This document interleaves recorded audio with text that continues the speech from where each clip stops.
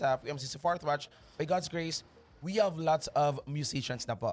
Praise Totoo po, God. no? Marami na rin pong Yes. marunong sa iba't ibang local churches. Thank Yes. you. There are different budding, I would use the word budding groups around the country. Opo. May simula nung 50th na-inspire sila na to start and to have their own. Opo. Actually, I think in Abu Dhabi they're gonna have their orchestra as well this Wow. coming church anniversary nila. I think it's in Abu Opo. Dhabi. Lord. Yung brother natin doon na isa sa nagli-lead sa Abu Opo. Dhabi is from here, from Manila. So Praise Wow. they God. started one of my protege. So Yes. awa ng Praise Diyos. So God. Wow. they started to have their own orchestra there as well. Yun yung biyaya sa Iglesia ng Panginoon na patuloy niyang pinapalago na hindi tayo nananatiling maliit, pagkos sige tayong pinapalaki at uh, pinapalago ng Panginoon. I remember what the late apostle said na yung the destiny of the church is big, Lord. to be Yeah. grand and to be big. Right. Pwede niyo po ba kaming kwentuhan ng naabutan ninyong kalagayan ng music ministry ng PMCC Fourth Watch at kung paano ito nag-flourish and up until now, gaano tayo ka-grateful na meron na po tayong creative arts? I started way back in 1997, if I'm not mistaken, as one of the members of the Maranatha Chorale, Yes. and Brother Boyet Cruz was our conductor during that time, and Opo. he was really a good mentor to me.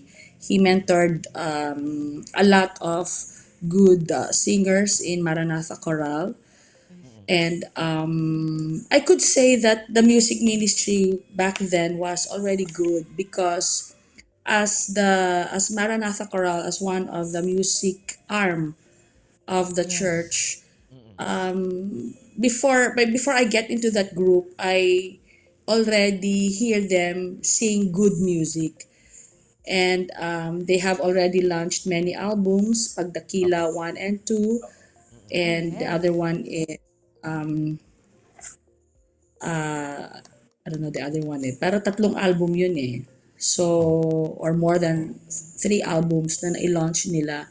So, we were singing those songs of Maranatha Choral in way back in Baguio City.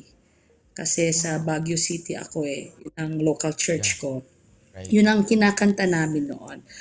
So, sikat noon ang mga awit ng Maranatha Choral. And then, it was really a blessing for me that I get to join their group. It was Brother Boyet who discovered me Wow. because there's this one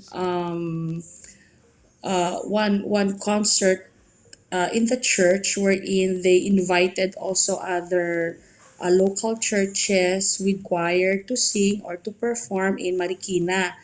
So luckily, we had an entry, and so I was one of the singers back then in Opo. Baguio. And then Brother Boyet was the one who discovered me and told me that if I finish college, then he would get me in Maranatha Choral. Luckily, by God's grace, I was able to join them, and yung boses ko is soprano 1 sa Wow. Maranatha Choral. Yes. Naririnig ko magaling ang MCM nun eh. Kahit hindi Opo. pa ako kasama nun, magaling na talaga sila because by God's grace, Brother Boyet was really a good music conductor and a music teacher as well. So dun kami nahubog sa kanya. By God's grace, now that our beloved Apostle Jonathan has created and had a vision about making the music ministry and theater arts to flourish even more and to be big, no? Lawakan pa ang creative arts in the sense na it's not only in their local church, yung mga talents natin will not just be confined in their local churches, but they will be seen also singing with the national choir. Mas naging malawak ang scope ngayon ng creative arts and music because of our beloved Apostle Jonathan. Now, Pastor Mai, I'd like to ask as well, all of this, okay, na ginagawa po natin, why do we need to elevate all the more? Not just the skills, not just the abilities, but also the spirituality of every member of the choir, orchestra, and as a whole, sa creative arts. Okay. Kasi, yeah, you can sing good music, you can play good music, you can act. But if your spirituality is low, you cannot do that with the grace of God. Kaya we give importance to the spiritual life of every members of the creative arts. Yun ang isa sa mga gusto ni Apostle Jonathan, na ang mga kasali din dito ay hindi lang active kapag during practices.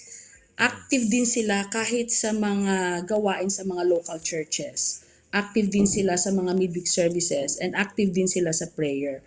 Kasi we are not just performers, Brother Paul, Sister Cha. Oh, We are yes. not just performers eh. That's true. We are not performing to please people, but we are performing to please God. To our beloved Apostle Jonathan, Apostle, thank you so much po for always reminding us on how we should serve the Lord, and let us always be reminded also na since kayo po ay masipag sa paglilingkod, sana po magaya po namin yung inyong kasipagan at higit sa lahat po yung inyong dedication sa pananampalataya, gawa rin po namin yun, Apostol. And thank you so much po with all our hearts for believing in us. Kahit na, syempre, ay, pagtitingnan ko yung sarili ko kasi parang I'm not worthy of this, pero salamat sapagkat mayroong Apostle Jonathan na naniniwala sa aming craft.